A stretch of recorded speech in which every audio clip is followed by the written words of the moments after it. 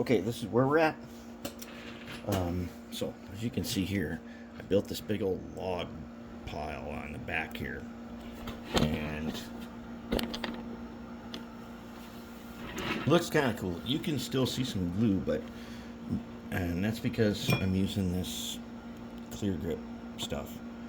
You could use E6000 for this too. You could use goop, but both the clear grip and the E6000, they're a little more rigid.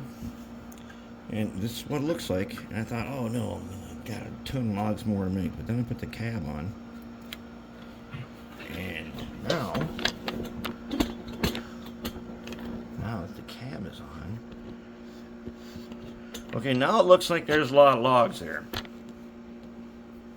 That looks like a whole lot of logs. The cab goes on here somehow, some ways.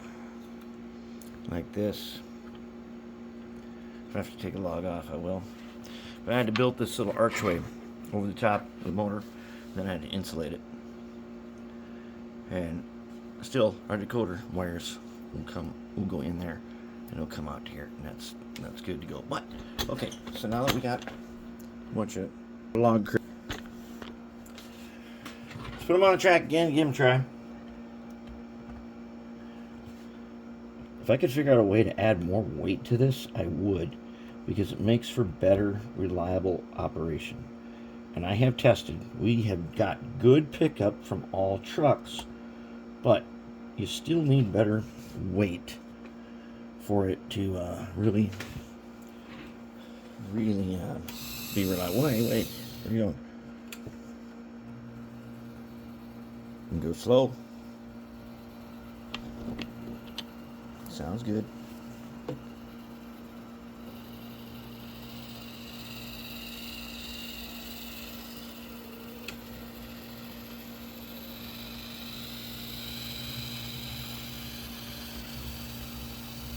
Sounds really good. See, where's he gonna go? So we go over there, and that long frog is probably gonna crap him out. Yep.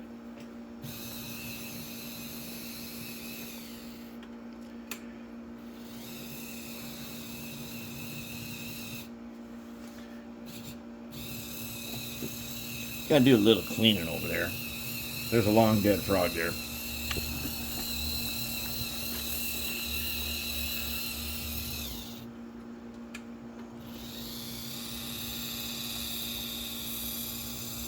The DCC is going to help a lot, because then we're going to jump up to 18 volts. And that's going to help a whole lot. But, okay, let's take a look at the logs quick. Okay, so what I did is I went outside. From my pile of yard waste, I started cutting off little tiny branches. Okay, so here's a branch I cut off. And at first I'm like, oh no, you don't want these. Just look at all them knots and crap all over them. That was until I took it over to the 3-inch grinder and I started grinding it. So something like this with all these knots on it is actually what you do want, because look at this log that I got from that.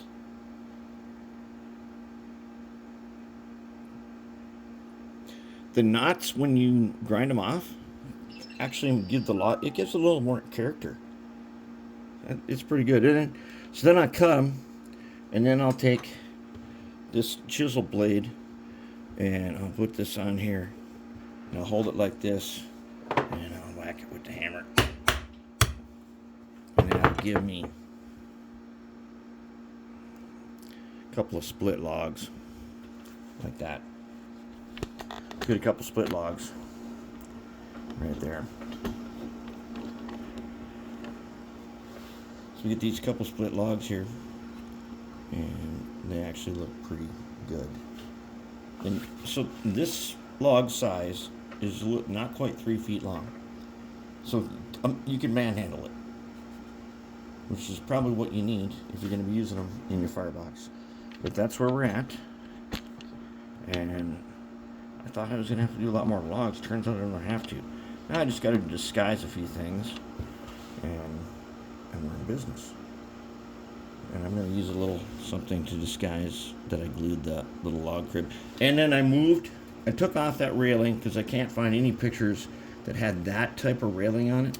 But somewhere here, here's the water filler thing. And that now will fit right there where it's supposed to go. Just like that. We'll be good to go. So that's looking pretty good.